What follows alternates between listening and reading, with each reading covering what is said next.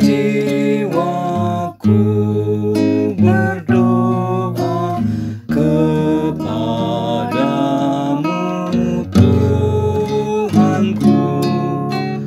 Ajar aku terima saja pemberian tanganmu dan mengaku seperti Yesus di depan sengsaranya. Jangan kehendakku Bapa, kehendakmu jadilah.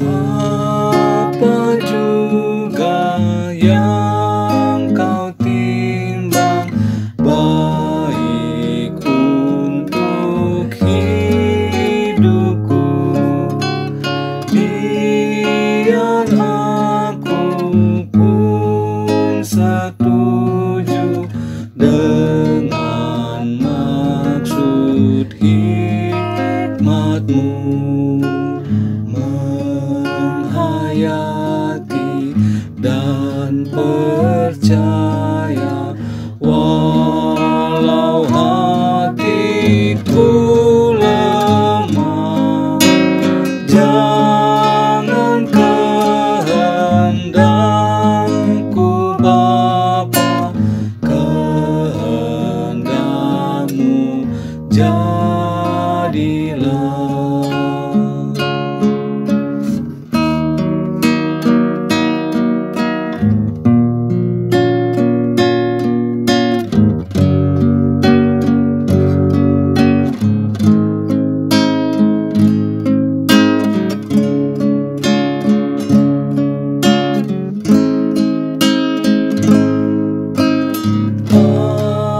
Aku cari penghiburan hanya dalam kasih-Mu. Dalam susah di Kau saja perlindungan hidupku. Ku mengaku seperti Yesus di depan sengsaranya. Jangan kehendakku Bapa, kehendakmu jadilah. Kehendakmu jadilah.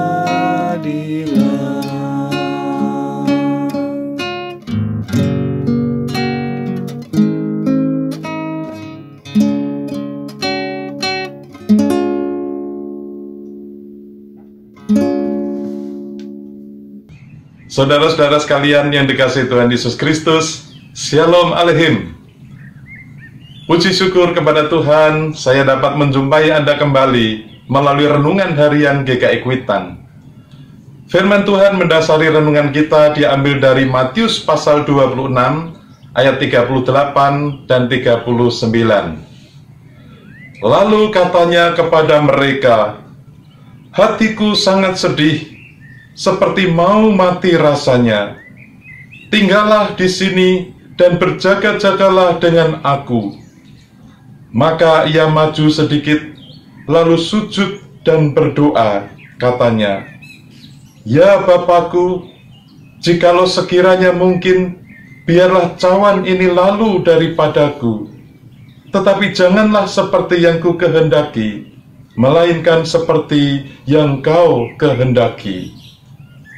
Demikianlah firman Tuhan.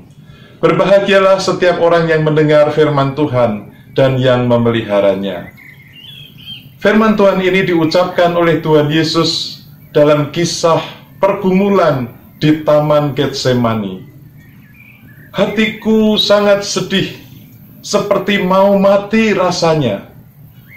Kata Perilupos menunjukkan kesedihan jiwa yang sangat menyiksa dalam diri Yesus, seperti dikepung duka dari segala penjuru. Kesedihan yang sudah sampai puncak yang paling tinggi, sampai mau mati rasanya. Dalam kondisi seperti itu, Yesus berpesan kepada ketiga muridnya supaya menemani dan mendampinginya. Tinggallah di sini dan berjaga-jagalah dengan aku. Maka ia maju sedikit lagi, lalu bersujud dan berdoa, menunjukkan bahwa dalam kondisi teramat sedih itu sangat memerlukan persekutuan dengan Allah. Yesus menyebut Allah, "Ya Bapakku, jikalau sekiranya mungkin, biarlah cawan ini lalu daripadaku." Yang dimaksud cawan di sini adalah pengadilan Allah dan penghukuman atas dosa-dosa umat manusia yang harus dihadapi Yesus seorang diri. Dia sangat gentar karena Bapaknya akan memalingkan wajahnya dan meninggalkan dia. Kegentaran inilah yang membuat dia ingin, jikalau mungkin, agar cawan pahit yang harus dia minum boleh dilewatkan. Lukas menceritakan ia sangat ketakutan dan makin bersungguh-sungguh berdoa. Peluhnya menjadi seperti titik-titik darah yang bertetesan ke tanah. Hal ini menunjukkan bahwa Yesus benar-benar sebagai manusia yang bergumul dan dapat merasakan kelemahan-kelemahan manusia seperti kita. Ia telah dicobai sama seperti kita, hanya ia tidak berbuat dosa. Dia meminta sekiranya mungkin cawan itu lalu daripadanya. Sikap Yesus benar-benar berserah untuk melakukan kehendak Allah. Tetapi janganlah seperti yang ku kehendaki, melainkan seperti yang engkau kehendaki. Yesus mengucapkan doa yang sama sampai 3 kali. Hal ini menunjukkan bahwa Yesus mengetahui betapa pahitnya penderitaan yang harus ia alami. Namun ia tetap taat kepada kehendak Bapa. Ia tetap berserah untuk menghadapi Via Dolorosa dengan rela hati. Ia tahu kehendak Bapa, bahwa ia harus meminum cawan yang sudah disediakan baginya demi keselamatan umat manusia. Ya, bagi saudara dan saya juga. Di awal renungan ini, kita telah mendengar pujian yang dipersembahkan oleh Pasutri GKI Kuitang, nyanyian yang berjudul "Jika Jiwaku Berdoa". Syair nyanyian ini dijiwai doa Tuhan Yesus di Taman Getsemani. Doa Tuhan Yesus ini menjadi contoh dan teladan untuk setiap pribadi kita dalam menghadapi berbagai permasalahan dan pergumulan hidup. Jika jiwaku berdoa kepadamu Tuhanku, ajar aku terima saja pemberian tanganmu. Menunjukkan suatu ketaatan mutlak kepada Bapa. Oleh sebab itu, seperti Tuhan Yesus di depan sengsaranya, kita dapat berkata, "Janganlah kehendakku Bapa, melainkan kehendakmu jadilah." Seperti Tuhan Yesus berserah kepada kehendak Bapa, menunjukkan keyakinan dan pengakuan bahwa Bapa akan memberi yang terbaik menurut pemandangan Bapa. Kita pun dapat berkata, apa juga yang kau timbang baik untuk hidupku, biar aku pun setuju dengan maksud dan hikmat-Mu. Marilah kita menghayati dan percaya, walau hati kita lemah, tetapi kita dapat berkata, janganlah kehendakku Bapa, kehendak-Mu jadilah. Bapak, Ibu, saudara-saudari sekalian, di tengah situasi pandemi yang belum usai ini, banyak orang mengalami pergumulan hidup yang berat. Mungkin orang yang tidak jauh dari saudara, mungkin suami atau istri saudara, mungkin orang tua atau anak saudara, atau mungkin tetangga saudara, tidak terkecuali. Atau bahkan mungkin saudara sendiri saat ini sedang mengalaminya.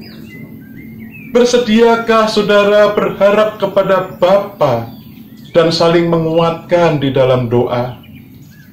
Marilah kita selalu mencari penghiburan hanya dalam kasih Tuhan. Kita percaya ketika kita mengalami kesusahan, hanya Tuhanlah tempat perlindungan jiwa kita. Kita mengaku seperti Yesus di depan sengsaranya. Jangan kehendakku Bapa, kehendak-Mu jadilah. Selamat menghayati kasih karunia Allah Bapa, Anak dan Roh Kudus. Amin. Mari kita berdoa. Bapa kami yang di surga, segala puji syukur kami panjatkan kepadamu. Pada hari-hari masa Prapaskah ini, firman-Mu mengingatkan kami untuk bersungguh-sungguh berdoa kepada Bapa dan menyerahkan kepada kehendak Bapa yang terjadi, sehingga membuat kami tetap bersemangat dan berpengharapan. Tak henti-hentinya kami berdoa, kiranya Tuhan menyembuhkan saudara-saudara yang sakit, menghibur yang berduka. Kami berdoa dalam satu nama, yaitu Tuhan Yesus Kristus. Amin. Tuhan memberkati saudara dan keluarga. Jika jiwaku berdoa kepadamu Tuhanku, ajar